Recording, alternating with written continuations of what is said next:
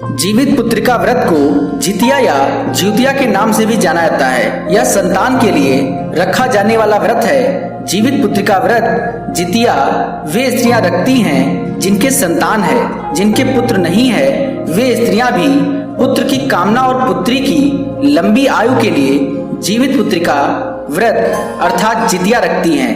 यह व्रत आश्विन मास के कृष्ण पक्ष की अष्टमी को किया जाता है। बिहार और पूर्वी उत्तर प्रदेश में इस व्रत की बड़ी मान्यता है। इसमें स्त्रियां अपनी संतान के कष्टों को हरने के लिए 24 घंटे का निर्जला व्रत रखती हैं। 24 घंटे के निर्जला व्रत को खड़ ज्यूतिया कहा जाता है। जीवित पुत्रिका व्रत जितिया की विधि। सुबह स्नान आदि करने के बाद जीवित पुत्रिका व्रत जितिया का संकल्प लें। भगवान के सम्मुख अपना नाम, गोत्र आदि कहने के बाद संकल्प लें कि अपनी संतान उसका नाम लें। उसकी लंबी उम्र, सुखद भविष्य के लिए जीवित पुत्रिका व्रत जितिया करने का संकल्प लेती हैं। भगवान इस व्रत का निर्वाहन करने में सफल करें, ऐसा कहते हैं। प्रदोष काल संध्या में गाय के गोबर से अपने आंगन को लीपें। यदि आंगन का फर्श पक्का है तो उसकी सफाई कर लें।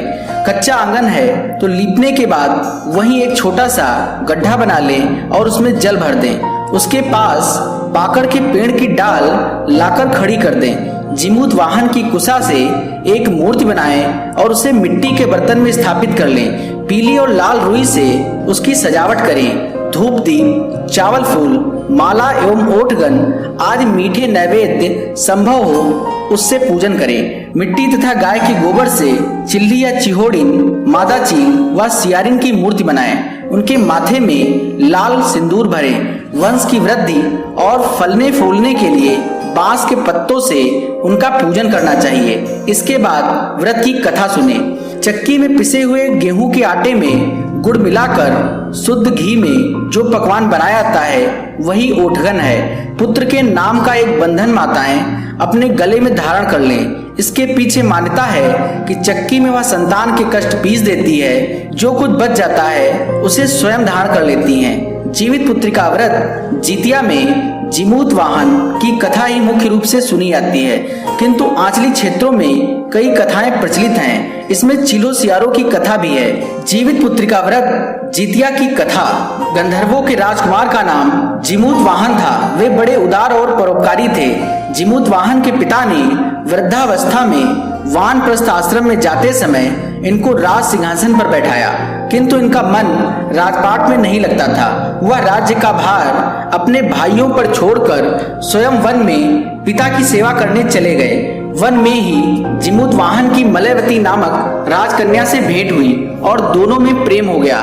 एक दिन जब वन में भ्रमण करते हुए जीमूत वाहन काफी आगे चले गए तब उन्हें एक वृद्धा विलाप करते हुए दिखी। पूछने पर वृद्धा ने रोते हुए बताया, मैं नागवंश की स्त्री हूँ, मुझे एक ही पुत्र है। पक्षीराज गरुड़ के कोप से मुक्ति दिलाने के लिए नागों ने यह व्यवस्था की है कि वे गरुड़ को प्रतिदिन भक्षण हेतु एक युवा नाग सौंपते हैं। आज मेरे पुत्र शंखचूड़ की बलि का दिन है। आज मेरे पुत्र के जीवन पर संकट है और थोड़ी देर बाद ही मैं पुत्रविहीन हो जाऊंगी। एक स्त्री के लिए इससे बड़ा दुख क्या होगा कि उसके जीते जी उसका पुत्र न रहे। जीमूत वाहन को यह सुनकर बड़ा दुख हुआ। उन्होंने इस वृद्धा को आश्वस्त करते हुए कहा, डरो मत, मैं तुम्हारे पुत्र के प्राणों की रक्षा करूंगा।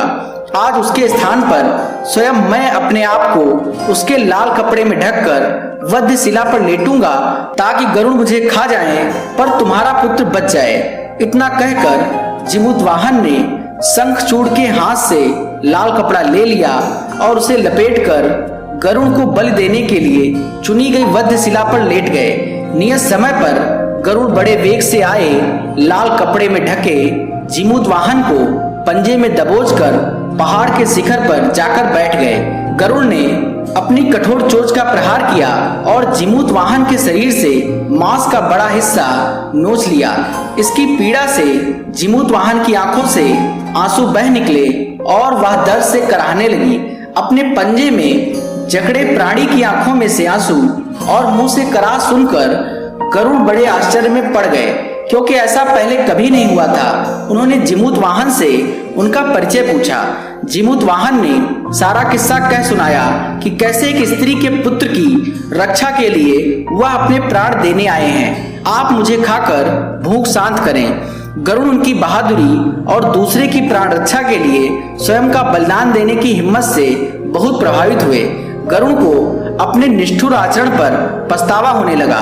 वह सोचने लगे कि यह मनुष्य है जो दूसरे की पुत्र की रक्षा के लिए स्वयं की बलि दे रहा है। एक मैं हूँ जो देवों के संरक्षण में हूँ, किंतु दूसरे की संतान की बलि ले रहा हूँ। उन्होंने जीमूत वाहन को मुक्त कर दिया।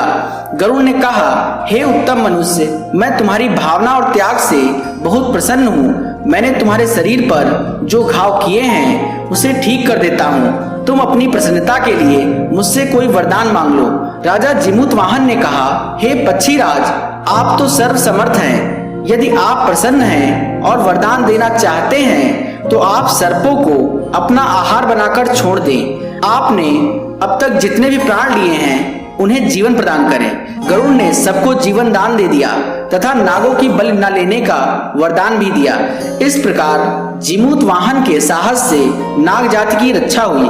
गरुड़ ने कहा, तुम्हारी जैसी इच्छा वैसा ही होगा। हे राजा, जो स्त्री तुम्हारे इस बलिदान की कथा सुनेगी और विधि पूर्वक व्रत का पालन करेगी, उसकी संतान मृत्यु के मुख से भी निकल जाएगी। तब से ही पुत्र की रक्षा हेतु जीमूत वाहन की पूजा की प्रथा शुरू हो गई। यह कथा कैलाश पर्वत पर भगवान शंकर ने माता पार्वती को सुनाई थी। जीवित पुत्रिका के दिन भगवान श्री गणेश, माता पार्वती और शिवजी की पूजा एवं ध्यान के बाद ऊपर बताई गई व्रत कथा भी सुननी चाहिए। इसकी पूजा शिवजी को प्रिय प्रदोष में करनी चाहिए। व्रत का पारण दूसरे दिन अष्टमी तिथि की समाप्ति के पश्चात किया जाता है।